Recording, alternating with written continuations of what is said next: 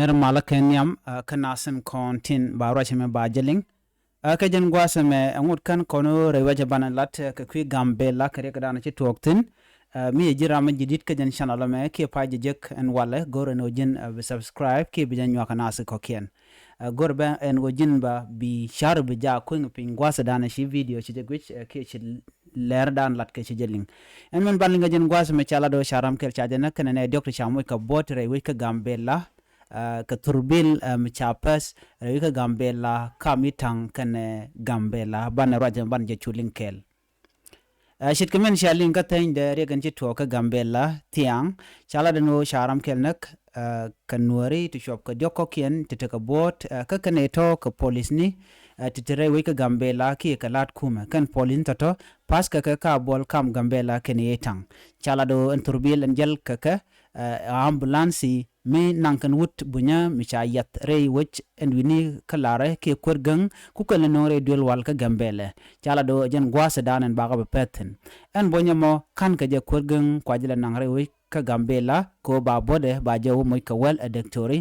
ka shop dien kam abol kane itang chala do shu ber ka shu wono de kana kapchong gwasa dan jiken logo no kep kunga chong chu ber chu kan chu pal ka shwa chu pet niam ene ko kende chodin ya ka ngoda kan kana kadre wi kapol en gwas mi chwa chu le mach jen gwas dan na karam keltin ka chane doctor cha mo ka body dit chala do ram dan la ger tel bod mi chejek cha ken ko jen mi cha mo ka bot ke cha nak tel ramude kan ka kan yal kan idin kon tire torbiya cha roje mi cha jalat cha police mo cha chu na ka cha ne to ko dang jok ko ken cha mo ka bot dit long cha roje mi cha jalat e gambe la re mu dit long mo goro dong le jogi ka ta dan to ka je en mala leadership tok ka che tok ko ngot kuma kan re dan der ko pin ka kwinen kon lat ke tijek re ka gambe la ko tel rami kap ko ngodon kon ye na rudin ka jena dan en chiwich cha je ka je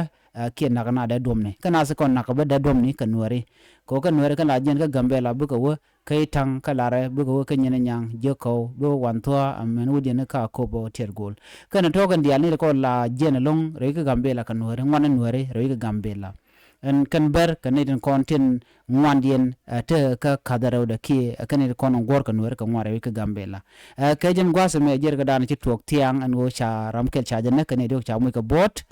re wich ka gambela gwasa danin shibar shikan turbil ambulance ki turbil dan la let re dul wal mala na ta nang re